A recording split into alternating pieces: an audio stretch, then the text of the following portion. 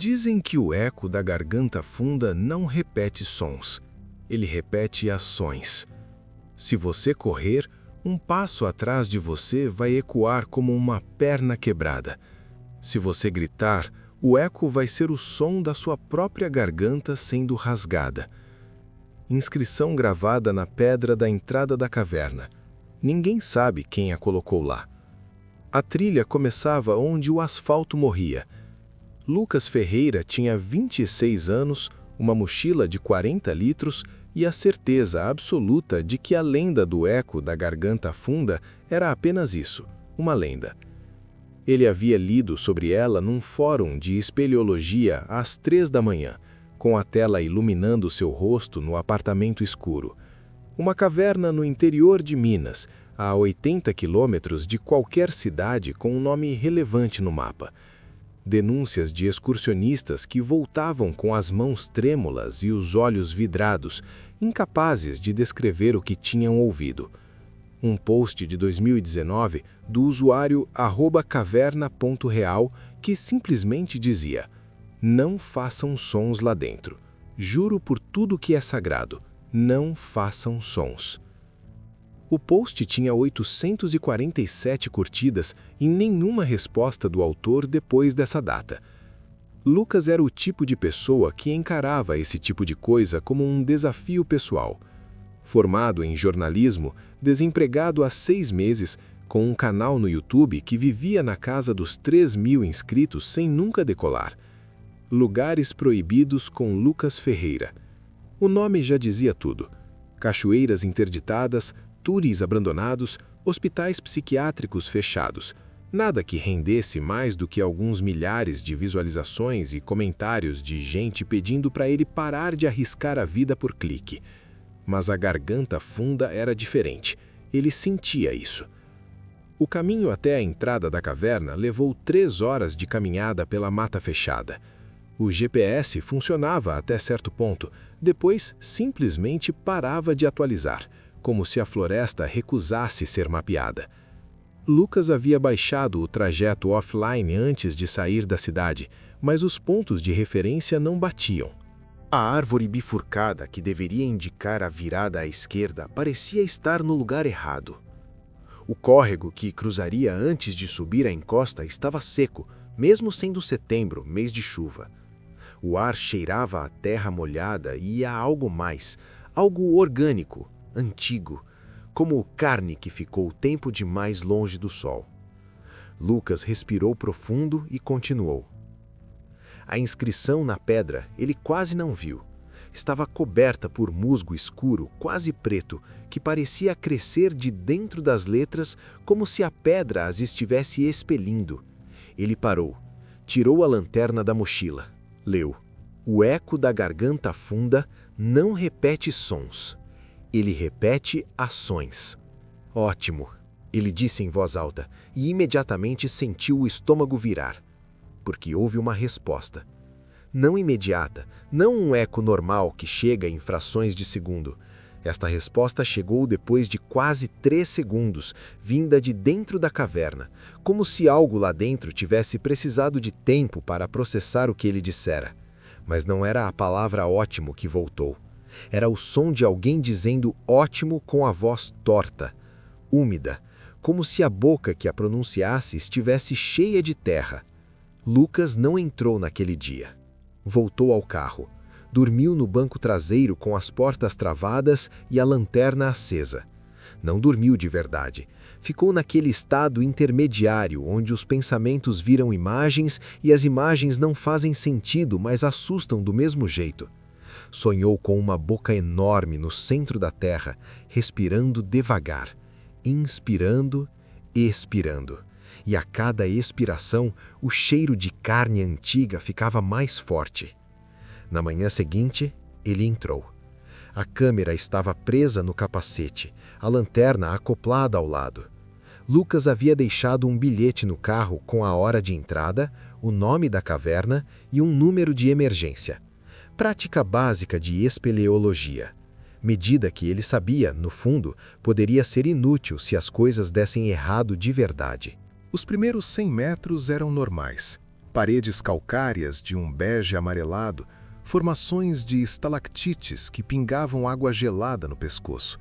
O chão era úmido, coberto por uma lama fina que grudava nas solas das botas. Lucas ia devagar, filmando tudo, comentando em voz baixa para a câmera. Ele havia tomado uma decisão consciente: falar o mínimo possível lá dentro. Depois da inscrição na pedra, não era difícil entender o aviso. Ele repete ações. Se você falar, o eco repete a fala, mas de forma distorcida, como aquela voz de ontem. Perturbador, mas suportável. A questão era o resto da frase. Se você correr, um passo atrás de você vai ecoar como uma perna quebrada. Se você gritar, o eco vai ser o som da sua própria garganta sendo rasgada. Lucas não pretendia correr, não pretendia gritar. Ia entrar, filmar, sair. 30 minutos no máximo. Aos 150 metros, a galeria se estreitava. Ele precisou se abaixar, depois rastejar por um trecho de talvez 10 metros, onde o teto chegava a menos de 60 centímetros do chão. A lama ali era mais espessa, mais escura. Cheirava diferente, não mais a mineral, mas a algo biológico, como cabelo queimado misturado com ferro velho. Quando emergiu do outro lado, ficou de joelhos por um momento, recuperando o fôlego. E então ouviu passos, lentos, rítmicos, vindo de algum ponto à sua frente, na escuridão além do alcance da lanterna. Não eram passos normais, eram pesados demais para um humano, leves demais para um animal de grande porte, como se algo andasse com muito cuidado, testando o peso de cada passo antes de transferir o corpo inteiro. Lucas ficou absolutamente imóvel. Os passos pararam. O silêncio que se seguiu era diferente do silêncio lá fora. Era denso, tinha textura. Era o silêncio de uma coisa que está esperando. Depois de 45 segundos, ele contou, os passos recomeçaram. Mas agora vinham de outro lugar, atrás. Não olha, ele pensou. Não olha, não olha, não olha. Olhou. Não havia nada, apenas a galeria que percorrera, as paredes úmidas refletindo a luz da lanterna em ângulos estranhos, o rastro de suas botas na lama como uma prova de que ele havia estado ali. Mas havia algo no rastro que não batia.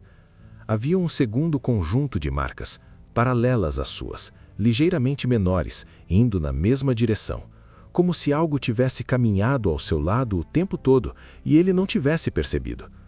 Lucas abriu a boca. Fechou antes de emitir qualquer som. Respirou pelo nariz. Lento, controlado. Você não vai gritar, ele disse para si mesmo, sem mover os lábios. Você não vai correr. Você vai andar, devagar, de volta pela galeria e vai sair. Virou. Começou a andar. Foi quando ele tropeçou. A pedra estava ali onde não deveria estar, ou talvez estivesse sempre ali e ele não tivesse percebido na ida. Não importava. O resultado foi o mesmo. O pé esquerdo prendeu. O corpo foi para frente e Lucas fez o que qualquer ser humano faz quando vai cair. Deu um passo rápido, quase um trote, para recuperar o equilíbrio.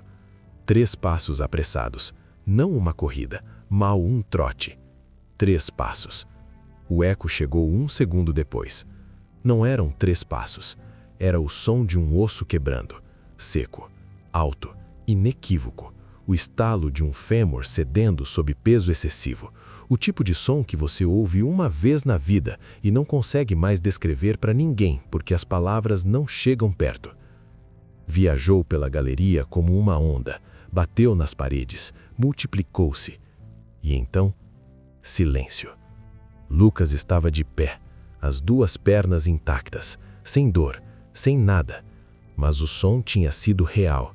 A câmera havia gravado. Ele podia ver o indicador de nível de áudio piscando em vermelho no visor lateral. Ande, ele pensou. Só ande. Os próximos 50 metros foram os mais longos de sua vida. Cada passo calculado, cada transferência de peso deliberada. Os joelhos doíam de tanto esforço de contenção. O instinto era correr, era sair daquele lugar a qualquer velocidade. Mas ele segurava. Segurava com tudo que tinha. Quando chegou ao estreitamento, na volta, precisou rastejar novamente.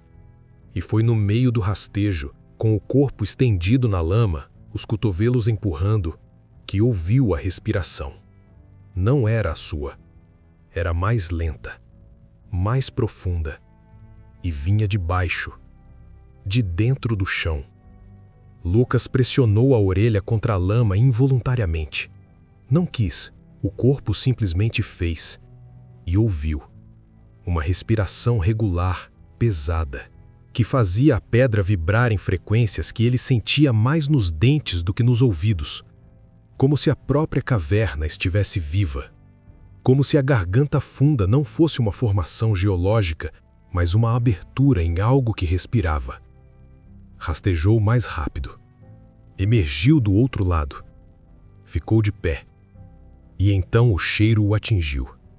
Era o mesmo cheiro de carne antiga, mas agora era forte. Agora era próximo. A lanterna iluminou a galeria principal, os mesmos 100 metros que havia percorrido entrando aparentemente normais. Aparentemente. Porque havia algo pendurado na parede da direita que não estava ali antes. Lucas se aproximou devagar. A câmera filmando, os olhos tentando processar o que estavam vendo antes que o cérebro pudesse construir um contexto. Era uma mão, humana, adulta, com os dedos curvados para dentro, como se estivesse segurando algo invisível. Estava presa na pedra calcária, não amarrada, não colada, presa dentro da pedra, emergindo dela, como se tivesse sido absorvida pelo mineral, com a palma para fora e os dedos livres. A pele estava escura, quase negra, com a textura do couro curtido. Não havia sangue, não havia carne visível nas bordas onde a pedra envolvia. Era como se a pedra e a mão fossem uma coisa só desde o princípio. Lucas respirou fundo e cometeu o segundo erro. Disse em voz alta: "Meu Deus." O eco demorou. Demorou o dobro do tempo normal. E quando voltou, não era a sua voz. Era a voz de algo que havia aprendido a imitar a voz dele ao longo daqueles 30 minutos, que havia ouvido seus comentários baixos para a câmera, seu tom, sua cadência, e havia copiado tudo. E estava usando essa cópia agora para dizer com a sua própria voz palavras que ele não havia dito. Ele ainda está aqui. Lucas correu. Não pensou, não decidiu. O corpo simplesmente foi. Os passos ecoaram como ossos quebrando. Não um, não 3, mas dúzias, centenas. Como se cada passo gerasse seu próprio fantasma sonoro e esses fantasmas fossem se acumulando atrás dele em uma cadência horrível. Uma marcha de coisas destroçadas perseguindo-o através da pedra e do escuro. Ele gritou quando caiu. Não pretendia gritar. Não havia decisão consciente envolvida. Foi a queda, o joelho batendo na pedra, a dor brilhante e súbita que abriu a boca e expeliu o grito antes que ele pudesse impedi-lo. O eco chegou imediato. Não era um grito. Era o som de uma garganta sendo rasgada. Úmido, longo. O tipo de som que não para quando deveria parar, que continua por tempo demais, segundos a mais do que qualquer som humano deveria durar, porque o que está fazendo aquele som não precisa de ar para continuar, não tem pulmões que esvaziem, não tem limite físico. Lucas se levantou com o joelho sangrando e correu com mais força ainda.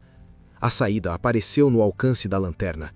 O retângulo irregular de luz cinza azulada do crepúsculo lá fora, bonita como nada havia sido bonito antes na sua vida. Ele saiu, tropeçou para fora, caiu nos joelhos na terra da floresta. Ficou assim por um longo tempo, respirando, tremendo. Atrás dele, da entrada da caverna, vindo de dentro da pedra e da escuridão, havia um som novo. passos. Mas esses passos não ecoavam como ossos quebrando. Esses passos soavam exatamente como os seus. Lucas enviou o vídeo para um amigo antes de dormir naquela noite. Não postou no canal, não editou, enviou o arquivo bruto, tremido, cheio de ruídos de respiração e lama e passos impossíveis para Rafael, que também fazia conteúdo de terror e que Lucas sabia que assistiria até o fim sem julgamento. Rafael ligou às 2 da manhã. Lucas... Eu sei, disse Lucas. Estava sentado na cama do hotel com o joelho enfaixado, os olhos abertos e fixos no teto. O que você ouviu na hora que saiu? Os passos, eu sei. Não são só os passos, disse Rafael. A voz estava diferente, baixa demais. Lucas, na hora que você saiu, quando você estava caído na terra lá fora, a câmera estava apontando para trás, para a entrada da caverna. Eu sei que não tinha nada. Pausa. Tinha, disse Rafael. Lucas não respondeu. Não dá para ver direito porque a luz era ruim e você estava tremendo muito, mas dá para ver o suficiente. Tem algo parado na entrada, parado onde a luz começa a acabar lá dentro, onde você não ia conseguir ver sem entrar. O que é? Parece... Rafael parou, recomeçou. Parece uma pessoa, de pé, olhando para você. Lucas fechou os olhos. Mas não é uma pessoa, ele disse. Não foi uma pergunta. A postura está errada, disse Rafael muito devagar. Os ombros estão virados para o lado errado, como se alguém tivesse pego uma pessoa e tivesse girado os ombros 180 graus sem virar o resto do corpo. Para de falar. E a cabeça está inclinada, como se tivesse ouvindo alguma coisa. E Lucas, as mãos estão... Para de falar, Rafael. Silêncio. Depois, você vai postar? Lucas ficou olhando para o teto por muito tempo. Não, disse finalmente. Desligou. Ficou na escuridão do quarto. O ar-condicionado zumbindo, o neon de um posto de gasolina lá fora pintando a janela de laranja e vermelho. E então ouviu. Do banheiro do quarto de hotel, da escuridão do banheiro, onde a porta estava entreaberta e ele não havia acendido a luz. Uma respiração.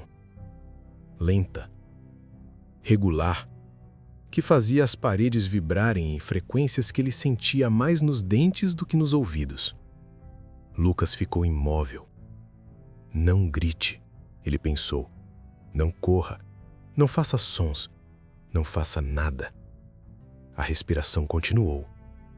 Ele ficou assim por horas, sentado na borda da cama, os joelhos dobrados contra o peito, os olhos fixos na fresta escura entre a porta e a parede.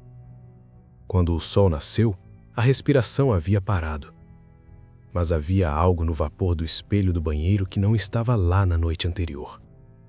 Palavras, escritas de dentro, pelo lado de dentro do vidro, num traçado que não era dedo. Era algo mais fino, mais pontiagudo que havia riscado a névoa com precisão cirúrgica. Eu ouvi você correr. Eu ouvi você gritar. Agora eu sei como você sente. Agora eu posso praticar. O vídeo que Lucas postou não era o arquivo bruto. Era um vídeo de 12 minutos, editado, com trilha sonora e narração em over.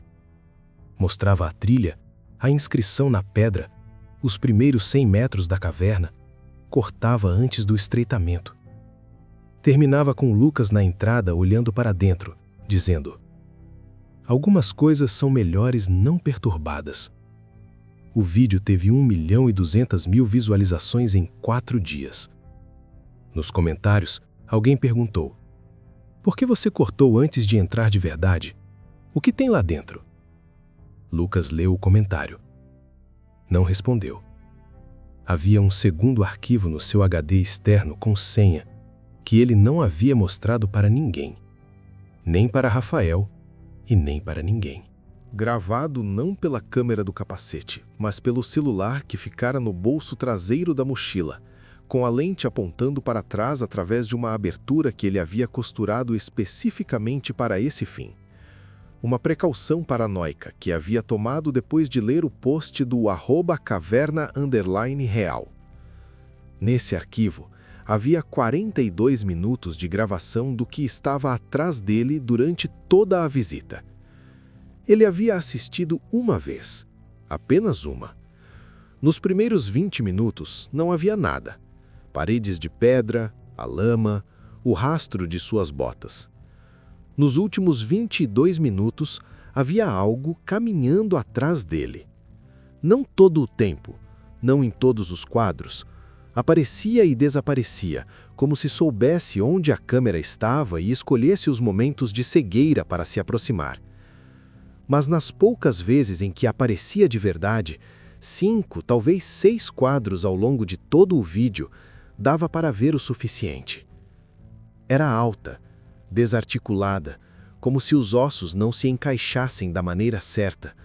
Movia-se com uma fluidez que não era natural. Lenta demais para a velocidade que cobria, como um vídeo em câmera lenta de algo que na realidade se movia muito rápido. Não tinha rosto. Onde deveria haver um rosto, havia apenas o reflexo da lanterna de Lucas, como se a superfície daquela cabeça fosse um espelho. Mas havia algo mais. No segundo 38 do quadro mais claro, o quadro onde ela estava mais perto, talvez a 2 metros de Lucas, acompanhando seu passo com precisão milimétrica, havia algo que Lucas havia percebido apenas na 10ª vez que pausara e ampliara aquele frame específico. Ela estava segurando algo, nas 2 mãos, contra o peito, com cuidado, quase carinhosamente. Era um gravador de voz, e o indicador vermelho de gravação estava aceso. Usuário @lucas_ferreira_lugares. Data: 14 de outubro. Título: Sobre a garganta funda. Fui lá. Voltei. Não façam isso. Não porque seja perigoso do jeito que vocês pensam. Não tem desabamento, não tem gás, não tem nada estrutural. O perigo é outro. A coisa que vive lá dentro não te ataca. Não precisa. Ela te ouve, ela aprende, e quando ela aprendeu o suficiente sobre como você se move, como você respira, como você soa quando está com medo, ela sai. Já faz 3 semanas que voltei. Toda noite antes de dormir, ouço passos no corredor do apartamento. Lentos, precisos, exatamente como os meus. Ontem minha vizinha me perguntou se estava tudo bem, porque havia me visto no corredor às 3 da manhã andando em círculos. Eu estava dormindo às 3 da manhã. Não entrem na garganta funda. E se já entraram, não façam sons à noite, não corram, não gritem. Ela está praticando, e está quase perfeita. Postagem deletada pelo usuário 6 horas depois, conta desativada em seguida. Nenhuma atividade posterior registrada. Fim. Se você está ouvindo isso agora, preste atenção nos sons à sua volta. Aquele barulho que você acabou de ouvir, aquele eco estranho que não deveria estar ali.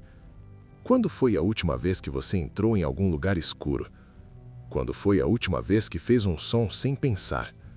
Ela aprende rápido, e agora ela ouviu a sua respiração também.